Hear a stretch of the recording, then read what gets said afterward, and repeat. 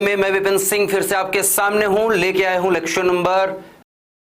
और संधारित्रों के संयोजन की हम बात करना स्टार्ट कर चुके हैं। समांतर क्रम संयोजन की बात आज इस लेक्चर में करने वाले हैं। पिछले लेक्चर की बात करें तो श्रेणी क्रम संयोजन हमने देख लिया कि संधारित्रों को कैसे श्रेणी क्रम में व्यवस्थित किया जाता है, जोड़ा जाता है। अच्छा, स्थिर वैद्युत विभव तथा धारिता का अब जल्द ही समापन होने वाला है इस चैप्टर का। तो मैक्सिमम एक लेक्चर बचेगा जिसमें हम क्वेश्चन वगैरह करने वाले हैं, बाकी तो खत्म ही होने वाला है चैप्टर। ठीक है, पहले क्विज का पहला क्वेश्चन आने को तैयार है और पहला क्वेश्चन ये रहा, जल्दी से फटाफट से। हाँ जी बच्चे, एक बार और समझा दो बेटा। 2 बार समझाया था, पिछले लेक्चर लगाओ 3 बार 4 बार 10 बार, पूरे दिन 24 घंटे मेरे लेक्चर लगा के देखो, कोई दिक्कत नहीं है। मैं 500 बार आप देखोगे वीडियो रिपीट करके, मैं 500 बार एक ही तरह पढ़ाऊंगा, वैसा ही पढ़ाऊंगा। वीडियो को स्टार्ट करो और चलाना स्टार्ट करो, बार बार आप देखेंगे कि मैं वही चीज बता रहा हूँ। जितनी बार आप देखना चाहें उतनी बार रिपीट करवा सकते हैं मुझसे। आप बोलेंगे कि सर 3 सेकंड से पढ़ाना स्टार्ट करो, तो आप वहां पर 3 सेकंड से चला लेना। आपको लगता है कि सर 5 सेकंड बाद मुझे पढ़ना है, वहां पर 10 मिनट बाद का आपको वीडियो देखना है, बढ़ा के देख लो। मैं हर वीडियो में बार बार जितनी बार आप कहोगे उतनी बार रिपीट करूंगा। करो, चलो अगला क्वेश्चन आने को तैयार है, ये रहा। फटाफट से चलते रहिए, 30-30 सेकंड का समय, जल्दी जल्दी। ठीक है, तो रिपीट की जहां तक बात है बेटा, रिपीट तो रिकॉर्डेड है, रिकॉर्ड हो गया, कितनी बार आप चाहे देख सकते हैं, है ना। मजेदार चीज है ये तो। ठीक है, चलिए, सही है।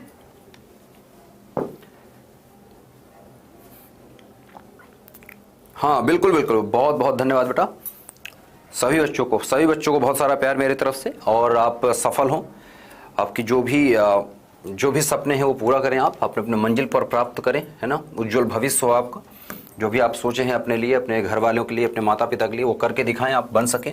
मैं ऐसे ही मेरे तरफ से ऐसे शुभकामनाएं आपको है। तो एक पी विद्युत आघूर्ण वाले विद्युत द्विध्रुव के अक्ष पर r दूरी पर स्थित बिंदु पर विद्युत क्षेत्र की तीव्रता हम जानते हैं E बराबर क्या आता है। E बराबर आता था 2kp बाई आर क्यूब। अब देखो k का मान क्या होता है, ये हो जाता है 1/4 पाई एप्सिलॉन नॉट, गुणे लिखा है 2p बाई आर क्यूब। तो इसको मैं लिखूंगा, 2 से काट दो, 2 दूनी 4, ये आ जाएगा p बटे आ जाता है 2 पाई एप्सिलॉन नॉट r की घात 3। ये कहां दिख रहा है आपको, 1/2 पाई एप्सिलॉन नॉट r की power 3, 1/2 pi epsilon not r की पावर 3। राय हो गया, ये नहीं हुआ क्या? अरे यही होता है ना, ये तो पढ़ा है हमने।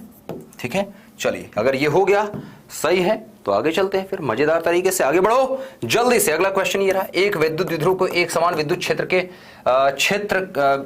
तीव्रता के क्षेत्र में रखा गया है और द्विध्रुव पर कुल विद्युत बल कितना लगेगा। तो जब हम इसको ये टॉपिक हम पढ़ने वाले हैं, नेक्स्ट जो लेक्चर होगा उसमें हम यही टॉपिक सीखेंगे थोड़ा सा। ठीक है, किस तरह से विद्युत द्विध्रुव घूमता है। तो ये छोटा सा टॉपिक बचा हुआ है, तो इसको मैं सिखाऊंगा आपको, लेकिन हम संधारित्र की धारिता का जो हम पढ़ रहे हैं समांतर क्रम संयोजन, उसको सीखने के बाद।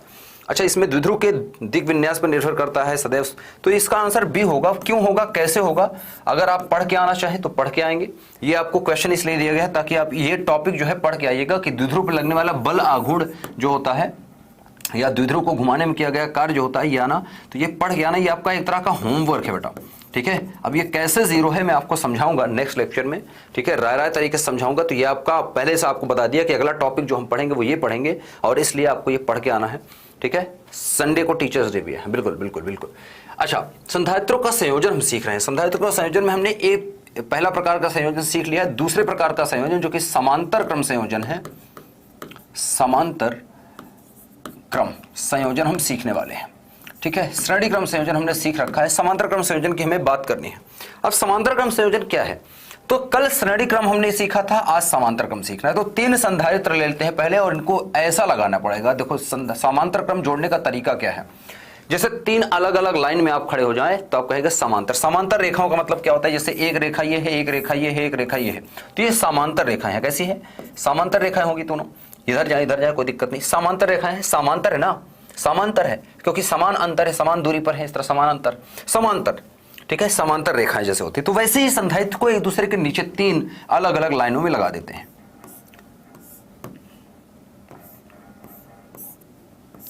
ठीक है, ये 3 संधारित्र हो गए, ये है C1, ये है C2 और ये है C3। ठीक है, C1 C2 C3। अब इन तीनों को जोड़ना है हमें। ठीक है, तीनों को जोड़ना है, तो अब बैटरी के साथ कनेक्ट करना है, तो बैटरी के साथ कनेक्ट कर लेते हैं इसको। ठीक है, इसका ये पॉइंट मान लेते हैं, इसका ये पॉइंट मान लेते हैं, इसको इसके साथ यहाँ जोड़ लेते हैं और इसको इसके साथ यहाँ जोड़ लेते हैं। ये तार है, तार को कैसा भी आप घुमा सकते हैं। मैं चाहूँ तो इसको ऐसे ऐसा करके घुमा दूँ, कोई दिक्कत नहीं मुझे, पर थोड़ा सा सही से दिखेगा, अच्छा दिखेगा, प्यारा सा दिखता है। इस तरह से जब बनाते हैं तो प्यारा सा, ठीक है, दिखता है। ठीक है, तो ये पॉइंट मैं मान लेता हूँ, ये पॉइंट फर्स्ट है और ये पॉइंट सेकेंड है।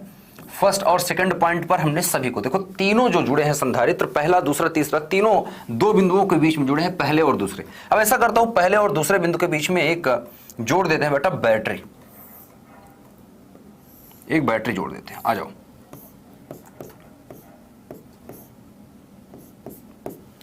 ठीक है, एक बैटरी लगा देते हैं। लगा दिया, एक बैटरी लगा दिया।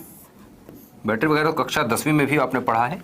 ये V वोल्ट की बैटरी है, इसका वोल्टेज कितना है, V वोल्ट है। V वोल्ट की बैटरी कहां जोड़ी, यहां पर धनात्मक सिरा जोड़ दिया और इस पर ऋणात्मक सिरा जोड़ दिया बैटरी का। ध्यान से देखो, धनात्मक सिरा कहां जुड़ा है, यहां पर, ऋणात्मक सिरा कहां जुड़ा है, यहां पर। अब ध्यान से देखिएगा, ध्यान से देखिएगा, जैसे कल बताया था हमने, जहां पर हम जोड़ते हैं बैटरी को, उसके बीच में बैटरी क्या करती है, अपने ही बराबर वोल्टेज उत्पन्न कर देती है। मतलब पहले और दूसरे बिंदु के बीच का जो वोल्टेज डिफरेंस है वो कितना आ जाएगा, वो V आ जाएगा। ठीक है, अब देखो पहले और दूसरे बिंदु के बीच में C1 भी जुड़ा है, तो इसका मतलब C1 के सिरों का विभवांतर भी V वोल्ट है। C2 भी जुड़ा है तो C2 का भी विभवांतर कितना है, V वोल्ट है। और C3 भी जुड़ा है, मतलब C3 का भी विभवांतर कितना होगा, V वोल्ट होगा। मतलब तीनों का विभवांतर समान है, V सब में समान है, सबका विभवांतर एक समान। लेकिन अलग क्या है, अलग क्या है, अलग क्या है इसमें, अलग है बेटा यहां से चलने वाला आवेश। अब आवेश क्यों निकला बैटरी से, हम देखते हैं। आवेश का पीछा करो, क्यों आवेश जा रहा है, क्यों आवेश जा रहा है, क्यों आवेश पहुंचा A पॉइंट पर, मतलब पहले पॉइंट पर। यहां पर पहुंचने के बाद इसको तीन रास्ते दिख रहे हैं, कितने, तीन रास्ते, आवेश को तीन रास्ते। तो आवेश क्या होगा, आवेश का कुछ भाग इसमें जाएगा, कुछ भाग इसमें, कुछ भाग इसमें। मान लेते हैं कि चलो Q1 आवेश इसमें चला गया, Q2 आवेश इधर चला गया और Q3 आवेश इधर चला गया, तीसरे लाइन में। ठीक है, अब Q1 आवेश आगे गया, Q1 आवेश यहां आया, इस तरह से यहां से होते हुए इधर आया, Q2 आवेश इधर से इधर गया और Q3 आवेश इधर से इधर आया, Q3 आवेश। यहां पर जुड़ने के बाद सभी फिर से क्या बन गए, जुड़ करके देखो, Q आवेश अलग अलग हुआ था, Q1 Q2 Q3, इस बिंदु पर, दूसरे बिंदु पर फिर से जुड़ गए और सभी आवेश जुड़ करके क्या बन गए, Q बन गए। तो Q बन के फिर से जो आवेश चला था, देखो बैटरी के पास से जितना आवेश जाएगा बैटरी के पास उतना ही लौट के आवेश आना चाहिए। Q आवेश चला था, Q आवेश लौट आया। समीकरण मुझे क्या दिख रहा है कि मुझे पॉइंट 1 पर मैं देखूं या पॉइंट 2 पर देखूं, तो मुझे दिख रहा है कि Q आवेश जो है वो बराबर है Q1 plus Q2 plus Q3 के। दिख रहा है कि नहीं, ये मुझे दिख रहा है। समीकरण नंबर 1 बोल सकता हूं इसको। मुझे दिख रहा है कि यही Q आवेश बट करके 3 हो गया था, फिर जुड़ करके फिर 1 हो गया। तो आवेश जो है अलग अलग है, मतलब सब में जो आवेश है वो आवेश डिफरेंट नहीं, डिफरेंट है, Q1 Q2 Q3। सब संधारित्रों में आवेश अलग अलग गया है, लेकिन विभव सबका समान है। याद रखना, समांतर क्रम में विभव समान है। पीछे मैं दिखाऊं, पीछे अगर मैं दिखाऊं तो विभव अलग अलग था। देखो Q सब में समान था, विभव अलग अलग था। यहां पर समांतर क्रम में विभव समान है, आवेश अलग अलग है। याद रखिएगा डिफरेंस, ठीक है। समांतर क्रम संयोजन में विभव समान होता है और बाकी आवेश अलग अलग होते हैं। अब चूंकि हम जानते हैं कि Q बराबर क्या होता है, CV के होता है। मैं मान लू कि माना तुल्य धारिता क्या है, तुल्य मतलब परिणामी जो रिजल्टेंट है, ठीक है, 1 और 2 बिंदु के बीच में। माना तुल्य या परिणामी धारिता C तुल्य है, ठीक है। C तुल्य से इसको रिप्रेजेंट कर रहे हैं। C तुल्य मैंने मान लिया कि परिणामी धारिता C तुल्य है। तो अगर Q को देखो तो Q आवेश निकल रहा है, V वोल्ट की बैटरी लगी है, तो इसका मतलब Q बराबर आ जाएगा, Q बराबर लिख सकता हूं मैं C तुल्य और गुणे में आ जाएगा V के। गुणे में क्या है, V, तो गुणे में V के। इसको अगले पेज पे ले चलते हैं। C तुल्य का मान निकालो। C तुल्य अगर मैं लिखूंगा तो यह आ जाएगा, C तुल्य का मान अगर निकालूं तो यह आ जाएगा Q बटा V के, Q बटा V के। या मैं अगर चाहूं तो Q बराबर निकालूं, या Q बराबर मैं लिखूं। वैसे Q बराबर मैं लिख ही चुका हूं, इसको समीकरण 1 बोल दो, 2 बोल दो, ठीक है। वैसे तो मैं लिख ही चुका हूं, इसको अगले पेज पे लिखने की जरूरत है नहीं वैसे, ठीक है। अगले पेज पे इसको लिखने की बार बार जरूरत है नहीं। अच्छा, जैसे मैंने इसके लिए लिखा है, जैसे मैंने लिखा है Q बराबर C तुल्य, मैंने क्या लिखा है, Q बराबर C तुल्य और गुणे में v लिखा है। ये समीकरण मैंने 2 माना है। इसी प्रकार मैं चाहूं, इसी प्रकार मैं लिखना चाहूं, इसी प्रकार मैं लिखना चाहूं तो लिख सकता हूं। क्या लिख सकता हूं बेटा? इसी प्रकार मैं Q1 का मान लिख सकता हूं पहले संधारित्र के लिए। Q1 आवेश जा रहा है किसमें? C1 में। तो Q1 बराबर क्या हो जाएगा? C1। विभव कितना है? C1 का सिरों का विभव कितना है? V है। सभी का विभव बराबर है तो विभव कितना है इसका? इसका भी विभव V है। समीकरण नंबर 3। ठीक है। Q2 लिखूं तो Q2 बराबर आ जाएगा इसी तरह से C2 और विभव कितना है? V। समीकरण नंबर 4। और Q3 में लिखूं तो Q3 बराबर कितना हो जाएगा? C3 V। समीकरण नंबर 5। अब मुझे दिख रहा है कि सभी का मान हमने निकाल लिया है। Q का मान निकाल लिया, Q1 का मान निकाल लिया, Q2 का, Q3 का। समीकरण 1 दिख रहा है Q बराबर Q1 plus Q2 plus Q3। इसमें उठा के मान लिख देते हैं। तो समीकरण 1 से थोड़ा सा क्लास तेज चले गया, ठीक है। समीकरण 1 से अगर मैं निकालूं तो Q बराबर क्या होता है? Q1 plus Q2 plus Q3। Q का मान बताओ कितना है? Q बराबर C तुल्य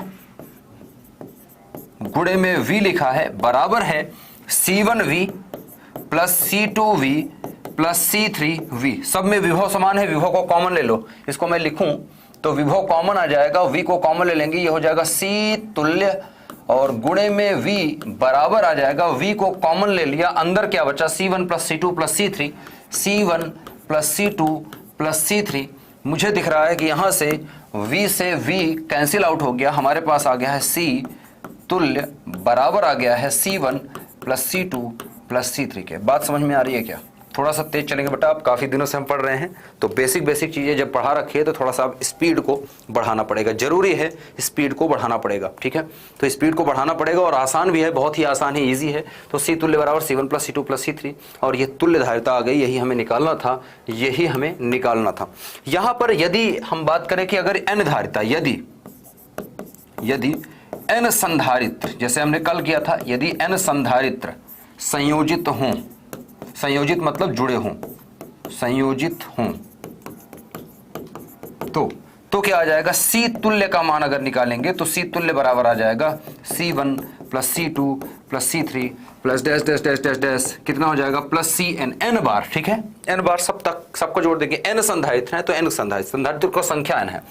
तो अगर अब ये आ गया, अब यहां पर यदि फिर से यदि C1 बराबर C2 बराबर हो C3 के, ये बराबर हो dash dash dash dash dash बराबर हो CN के, और सबको मान लेते हैं कि बराबर है C, माना, ये माना कि मैं मान लेता हूं कि यदि C1 C2 C3 सभी बराबर हैं आपस में, तो इसको हम मान लेते हैं कि माना चलो C के बराबर है। तो अगर ये बराबर है तो C तुल्य कितना आ जाएगा? C तुल्य का मान निकालूंगा तो सब जुड़ जाएंगे, C plus C plus C plus C कितने बार? n बार। जैसे 2 बार जोड़ेंगे तो 2C, 3 बार जोड़ेंगे 3C, n बार जोड़ेंगे तो कितना आएगा? NC के। ये आंसर आ गया हमारा, ठीक है। इंपॉर्टेंट है, याद रखना। बात समझ में आ रही है क्या? एग्जाम में ऐसे लिखेंगे, एग्जाम में ऐसे लिखना है, ऐसे ही आएगा। C तुल्य क्यों लिखा है? तुल्य मतलब होता है रिजल्टेंट, परिणामी। कितनी बार बोलूं बेटा? तुल्य का मतलब आज तक समझ में नहीं आया। तुल्य मतलब हम निकाल रहे हैं कि पहले और दूसरे बिंदु के या इस परिपथ में कितनी धारिता, कुल संधारित्र जो जुड़ा है, तीनों धारिता, उनका रिजल्टेंट मान क्या है। मतलब इसको मैं बोल सकता हूं कि जो 3 जोड़ा है ना, 3 के जगह पर मैं एक ही जोड़ सकता हूं, इनके जगह पर एक चित्र बना सकता हूं मैं, इन तीनों की जगह पर मैं एक चित्र सिंपल सा बना सकता हूं। चित्र क्या हो सकता है? सिंपल सा एक संधारित्र जोड़ूं और ये V वोल्ट की बैटरी जोड़ के काम चल जाएगा ये। लेकिन ये जो धारिता है ये क्या है? ये C तुल्य है।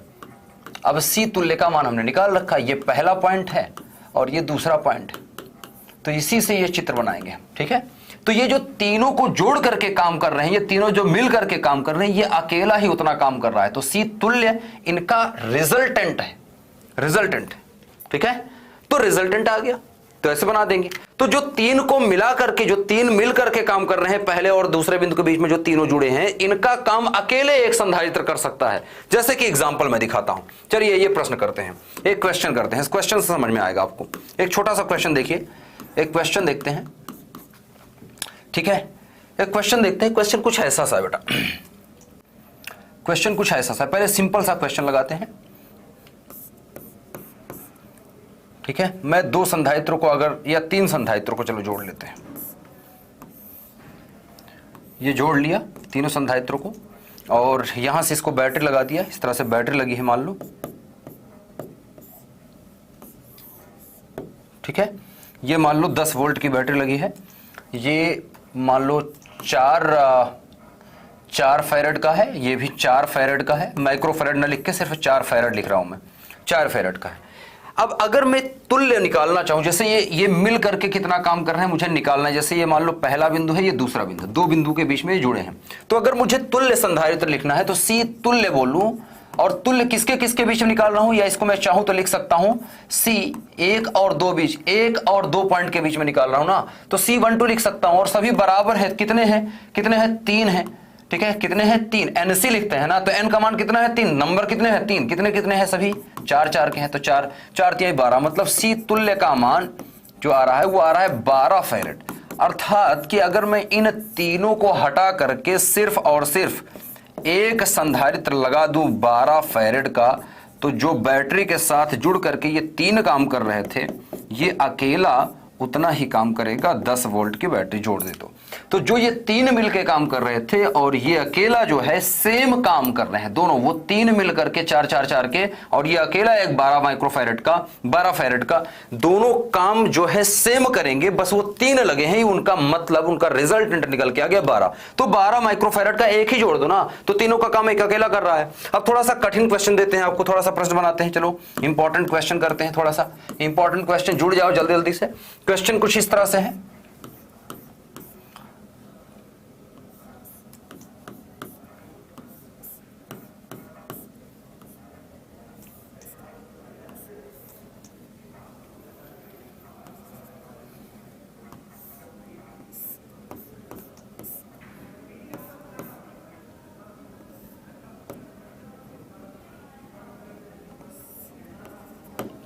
ठीक है।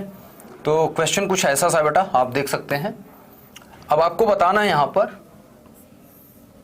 मान लो ये पॉइंट 1 है और ये पॉइंट 2 है, इन दोनों पॉइंट के बीच में आपको बताना है तुल्य धारिता कितनी जुड़ी है, ठीक है। अब आपको मैं बता रहा हूं, ये है 2 माइक्रोफैरेड की, 2 माइक्रोफैरेड की है, ये भी 2 माइक्रोफैरेड की है, ये 3 माइक्रोफैरेड की है, ठीक है, ये 3 माइक्रोफैरेड की है, ठीक है। अच्छा, इसको मैं ऐसा करता हूं, इसको 5 माइक्रोफैरेड लिखता हूं, ठीक है। ये मान लो 5 माइक्रोफैरेड की है, और ये आ जाएगा, ये मान लो 2 माइक्रोफैरेड की है, और ये मान लो 2 माइक्रोफैरेड की है। आपको बताना है ए और बी के बीच में या पहले और दूसरे पॉइंट के बीच में तुल्य धारिता कितनी है। मान आपको सी तुल्य बताना है, सी तुल्य को आप लिख सकते हैं C1 और 2, पहले और दूसरे पॉइंट के बीच में कितनी धारिता जुड़ी है ये आपको बतानी है, ठीक है। तुल्य धारिता बताना है, कैसे बताएंगे? तो सबसे पहले आपको जो जोड़ना आता है वो जोड़िए। पहले क्या देखेंगे आप कि ये कैसे जुड़ा है, समांतर क्रम में है कि श्रेणी क्रम में है, आपको पता ही नहीं लग रहा है। तो कैसे करेंगे, एक काल्पनिक, जब आपको बैटरी ना लगी हो तो एक काल्पनिक बैटरी से अपने से जोड़ लो, एक काल्पनिक बैटरी अपने से मानो, और जहां भी जोड़ना है, इधर आपको प्लस जोड़ना है इधर जोड़ो, इधर माइनस जोड़ना है उधर। जोड़ने का तरीका बता रहा हूं, ये जो काम है ये आपको हर जगह काम देगा, ठीक है। एक छोटे सी V वोल्ट की बैटरी जोड़ दो, बैटरी कितनी ही वोल्ट की कोई फर्क नहीं पड़ता, आपने धन को इधर जोड़ना है जोड़ लो, धन को इधर जोड़ना है जोड़ लो। अब इसको आवेश का पीछा करो, ठीक है, आवेश जो जाएगा, आवेश मान लो Q जा रहा है, Q का पीछा करो। जहां जहां पर आवेश समान जाएगा, जहां जहां पर आवेश समान जा रहा है वो श्रेणी क्रम में है, और जहां जहां पर आवेश बढ़ रहा है वो समांतर क्रम में है। अब आवेश यहां गया, आवेश को 2 रास्ते दिख रहे हैं, मान लो इधर Q1 आवेश चला गया, इधर Q2 आवेश चला गया। ध्यान से देखते रहना, Q1 आवेश यहां तक गया, ये Q1 आवेश आ गया, ठीक है। इधर Q1 आवेश जा रहा है, ये Q2 आवेश जा रहा है, ये Q2 आवेश है, ये Q2 आवेश है, ये Q2 आवेश है, चला गया यहां तक पहुंच गया। लेकिन Q1 आवेश कहां गया? Q1 आवेश जैसे यहां पहुंचा फिर से बट गया, ठीक है। तो इसका मतलब यहां पर पहले बटा, तो ये लाइन और ये लाइन समांतर क्रम में है जहां पर आवेश बढ़ रहा है, लेकिन अब इस लाइन में जो जा रहा है, ये लाइन में देखो तो ये संधारित, और फिर यहां पर पहुंचने के बाद फिर बढ़ रहा है। लेकिन ये वाले को देखो Q2 यहां पे गया है, यहां भी गया है, तो मतलब ये दोनों श्रेणी क्रम में जुड़े हैं, ये श्रेणी क्रम में है, इसको देखो ये श्रेणी क्रम में। अब ये समांतर क्रम में फिर से हो गए, तो समांतर क्रम में अगर मुझे दिख रहा है ये, अगर ये समांतर क्रम में, लास्ट में फिर Q1 आ जाएगा यहां पर मान लो Q1 डैश और Q1 double dash, Q1 dash और Q1 डबल डैश मान लेते हैं, तो अलग अलग आवेश हो गए, फिर जड़ के Q1 हो गया, और यहां पर जुड़ के Q1 और Q2 जुड़ करके फिर Q1 हो जाएंगे, फिर Q हो जाएगा, तो Q बन के फिर निकल आएगा। ठीक है। तो रिजल्टेंट आप देखो तो आवेश लौट आया, जितना आवेश गया था वो आवेश लौट आया, ठीक है। तो आपने सिर्फ ये समझने के लिए हमने आवेश क्यों यहां पर बहाया, क्योंकि मुझे देखना था कि कौन सा समांतर क्रम में है, कौन सा श्रेणी क्रम में। ये दोनों समांतर क्रम में है, तो 3 और 2 का कितना होगा समांतर क्रम, 3 2 5, ये 5 माइक्रोफैराड आएगा। इसको मैं आप सरल करता हूं, परिपथ को देखना, ध्यान से देखना परिपथ को कैसे सरल करते हैं। परिपथ को सरल करूंगा तो ये 5 माइक्रोफैराड का दिख रहा है मुझे, 5 माइक्रोफैराड जुड़ा हुआ है पहले बिंदु पर। इसके बाद ये दोनों हल होके कितने आ गए, 5, 3 और 2 हल होके ये पूरा का पूरा कितना आ गया, 5 माइक्रोफैराड का। तो एक 5 माइक्रोफैराड फिर बन गया, ये 5 माइक्रोफैराड ये भी हो गया। अब ये तार यहां तक पहुंच गया और नीचे की तरफ एक तार गया है, यहां पर जुड़ा है 1 और फिर जुड़ा है यहां पर 1 और इसके बाद ये कहानी खत्म, ये पॉइंट 2 है, ठीक है। अब यहां पर देखो 5 और ये है कितना, 2 माइक्रोफैराड और ये भी कितना है, 2 माइक्रोफैराड। इसके अलावा कुछ और जुड़ा है क्या, नहीं जुड़ा है। अब देखो तो ये श्रेणी क्रम में दोनों है, ये श्रेणी क्रम में, लेकिन ये दोनों आपस में समांतर क्रम है, क्योंकि यहां पर और यहां पर दो एक देखा जाए तो 2 एक तरह से बोल सकते हैं कि 2 रास्ते हैं, एक रास्ता ये है, एक रास्ता ये है आवेश के जाने का। तो इन दोनों को देखो श्रेणी क्रम में है, तो C1 और C2 करेंगे, C1 और C2 करेंगे। अगर इसको C1 और C2 मान लूं तो रिजल्टेंट इन दोनों का कितना आएगा और रिजल्टेंट इन दोनों का कितना आएगा श्रेणी क्रम में। श्रेणी क्रम में जोड़ेंगे तो कितना आता है, C बाई N आता है। C बाई N मतलब 5/2 आ जाएगा, ये कितना आ जाएगा, 2/2 मतलब 1। इधर जुड़ा जाएगा कितना बेटा, इधर जुड़ जाएगा 5/2 और इधर जुड़ा है बेटा, इधर जुड़ा है 1 माइक्रोफैराड, ठीक है। 5/2 माइक्रोफैराड और 1 माइक्रोफैराड, इसको हल करेंगे तो ये आ जाएगा। ये पहला पॉइंट है, ये दूसरा पॉइंट। हल करना सीखो, गणित है सिर्फ, ठीक है। इसको हल करेंगे तो 1/C1 प्लस 1/C2 1/5 प्लस 1/5 हल करेंगे तो कितना आ जाएगा, 5/2। इसको हल करेंगे तो 1/2 प्लस 1/2 हल करेंगे तो आधा आधा कितना हो जाएगा, 1। दोनों को हल करेंगे, ये क्या है, श्रेणी क्रम में, सॉरी समांतर क्रम में। समांतर क्रम में कैसे जुड़ जाएंगे, सीधा सीधा जुड़ जाएगा, मतलब 5/2 प्लस 1 आ जाएगा, कितना आएगा, 2 एकम 2, 2 एकम 2, ये हो जाएगा 5 प्लस 2/2, 5 2 7/2, 7/2 का मतलब है कितना आ जाएगा, 3.5 microfarad. This is the answer. तो आप जल्दी से कर सकते हैं इसको, मैं तो इतना एक्सप्लेन करने की बात कर रहा हूं तो 3.5 आ रहा है। आप चाहो तो इससे पहले आप कर सकते थे, ठीक है। चाहते तो इससे पहले आप फटाफट से लगा सकते थे। समांतर क्रम में आप हल कर सकते थे, श्रेणी क्रम में हल करते। तो ज्यादा सही तरीका क्या होता है हल करने का, ज्यादा सही तरीका होता है, ज्यादातर चीजों को जब आप सर्किट को हम सॉल्व करते हैं तो ज्यादातर हम समांतर क्रम को पहले हल करते हैं। समांतर क्रम को पहले जो एक भुजा में समांतर क्रम में उनको हल कर दिया, फिर श्रेणी क्रम में बचा, श्रेणी क्रम को हल किया, ये श्रेणी क्रम में इनको हल कर लिया। अब सिर्फ 2 बचे, दोनों को हल कर दिया, सिर्फ एक संधारित्र बचा, कितना आया, 3 माइक्रोफैराड। तो मतलब 1 और 2 के बीच में मैं चाहूं तो सिर्फ 1 जोड़ सकता हूं। ये पहला पॉइंट और दूसरे पॉइंट के बीच में, इसका मतलब जो इतने सारे संधारित्र जुड़ के काम कर रहे हैं, मैं सिर्फ एक 3.5 माइक्रोफैराड का जोड़ दूं संधारित्र, तो जितने काम ये इतने सारे मिल के कर रहे हैं जो काम, वही काम ये अकेला करेगा 3.5 माइक्रोफैराड का। तो 3.5 माइक्रोफैराड का अगर मैं जोड़ दूंगा तो अपने आप उतना ही काम होगा जितना ये सब मिल के कर रहे हैं। तो एक अकेला संधारित्र उतना ही करेगा, इसीलिए तुल्यधारिता। सर आपने संधारित्र की परिभाषा नहीं बताया, बताओ ना सर। बता दिया बेटा, आप कहाँ हो, संधारित्र की परिभाषा बताई जा चुकी है बेटा, आज नहीं 5-6 लेक्चर पहले बताया है, पढ़ा करो ठोर, ठीक है। रोज लेक्चर लगाओगे तब पता चलेगा। एक क्वेश्चन और करते हैं फटाफट से, क्वेश्चन नंबर 2, ध्यान से देखिएगा। क्वेश्चन नंबर 2,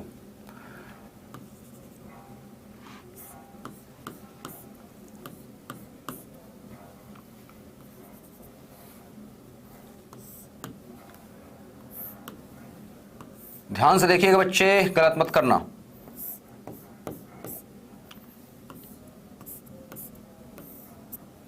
चलो इसको मैं बीच में नहीं जोड़ रहा, अभी कंफ्यूजन के लिए हटा देता हूं, बहुत टफ हो जाएगा। इसको मैं हटा रहा हूं थोड़ा सा।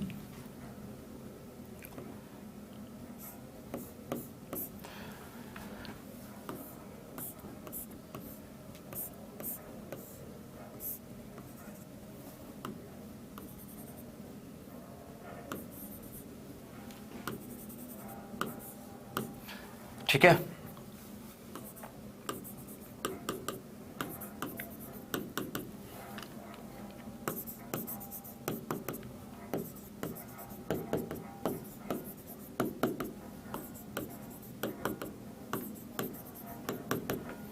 जी बच्चे बताइए कि ए और बी के बीच में तुल्य धारिता कितनी है। सी ए बी मुझे बताओ, सी ए बी का मान बताओ। ए और बी के बीच में कितनी संधारित्र है, कितनी धारिता जुड़ी है। जल्दी से, मैं आपको 1 मिनट दे रहा हूं, 1 मिनट का आंसर, मैं 1 मिनट का समय दे रहा हूं, जल्दी से लगाइए। देखते हैं कितना फास्ट आपकी गणित है, कैलकुलेशन। जल्दी से करिए एक बार, ये आपको क्वेश्चन दिया गया है, इस क्वेश्चन का आंसर बताइए जल्दी से, थोड़ा जल्दी करिएगा, देखते हैं कौन कितना जल्दी लगाता है, फटाफट से, जल्दी जल्दी जल्दी जल्दी जल्दी जल्दी।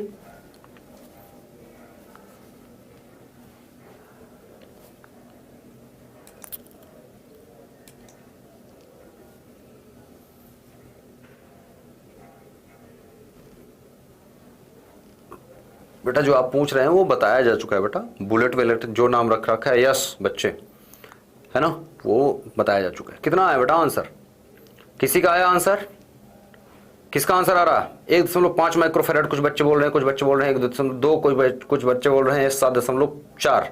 देखते हैं, देखो सबसे पहले मुझे क्या करना है, ये देखना है कि कौन कहां है। तो सिंपल सा अगर मैं यहां पर आवेश को देखूं तो आवेश को दो रास्ते मिल रहे हैं, एक रास्ता ये, एक रास्ता ये। पहला रास्ता ये मिल रहा है, दूसरा रास्ता ये मिल रहा है। दूसरे रास्ते में जो आवेश जाएगा वो भागता चला जाएगा, भागता चला जाएगा, भागता चला जाएगा, भागता चला जाएगा यहां तक। तो मतलब इस रास्ते में जितने हैं वो सब एक साथ श्रेणी क्रम में जुड़े हुए हैं, और इस रास्ते में जितने हैं वो भी श्रेणी क्रम में। तो ये दोनों श्रेणी क्रम में, और ये तीनों 1 2 3 4 5, ये पांचों श्रेणी क्रम में, और इसके साथ इन दो के साथ ये 5 समांतर क्रम में जुड़े हैं। सिंपल सी बात। तो ऊपर के दो का अगर मैं रिजल्टेंट निकालना चाहूं श्रेणी क्रम का, कितना आ जाएगा, 1 माइक्रोफेरेड आ जाएगा। इसका मैं निकालूं तो ऊपर वाले का कितना आ जाएगा, हल होके ये 2 और 2 का कितना आ जाएगा, 2/2, मतलब कितना आ जाएगा बेटा, 1 माइक्रोफेरेड। कितना आ जाएगा, 1 माइक्रोफेरेड आएगा कि नहीं, 2/2 आ जाएगा ना, 2/2 मतलब 1 माइक्रोफेरेड आ जाएगा। ठीक है, किसके किसके बीच में बेटा, ए और बी के बीच में, ए और बी के बीच में। अब बाकी का यहां पर देखो नीचे कितने हैं, 1 2 3 4 5।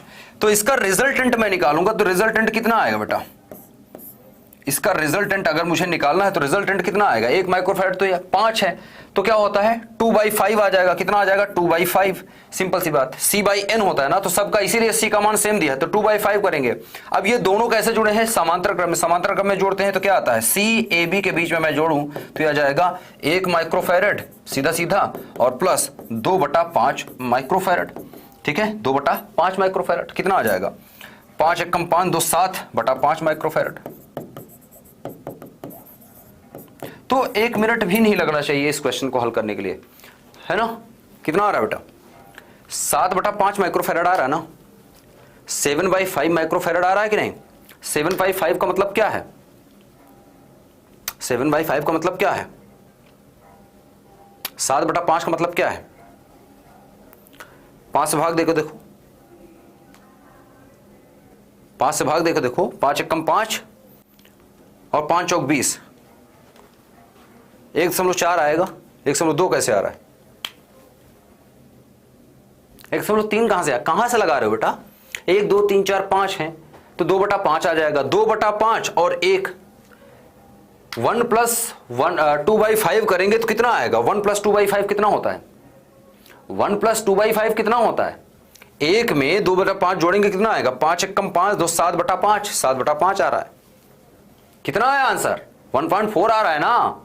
क्यों गलत कर रहे हो फिर, ये आंसर है 1.4, 1.4 आंसर आएगा, 1.4 माइक्रोफेरेड है आंसर। तो इनके बीच में मैं चाहूं तो ये जो इतना तामझाम किया गया है इसके बीच में सिर्फ मैं एक संधारित्र जोड़ दूं जिसकी धारिता कितनी हो, 1.4 माइक्रोफेरेड। 1.4 माइक्रोफेरेड यहां पर जोड़ दूं, आंसर आ जाएगा। ठीक है, चलिए तो इस तरह से ये क्वेश्चन।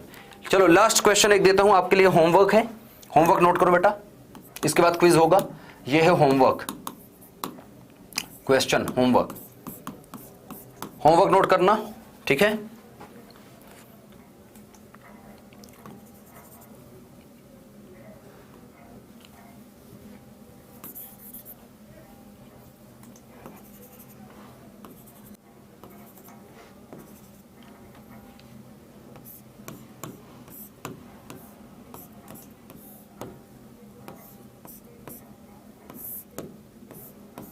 अब ये तो तार है, कैसे भी जोड़े जा सकते हैं, है ना।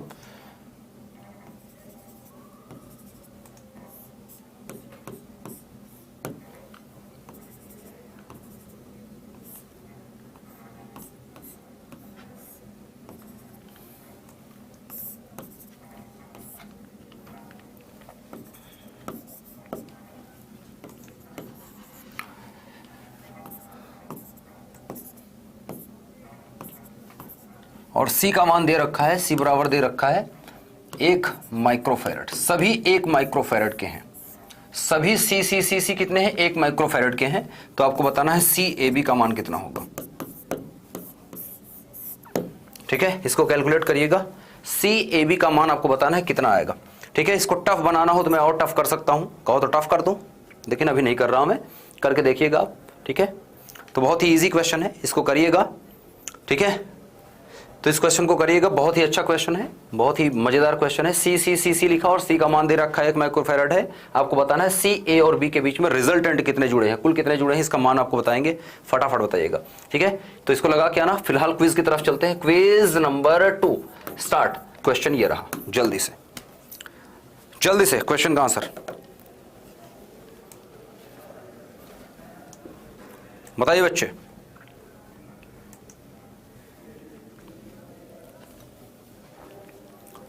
जल्दी बताइए, जल्दी बताइए, जल्दी बताइए।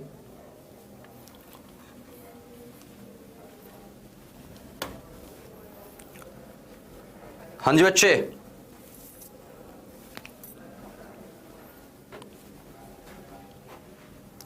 अगला क्वेश्चन ये रहा, फटाफट से करिए बेटा।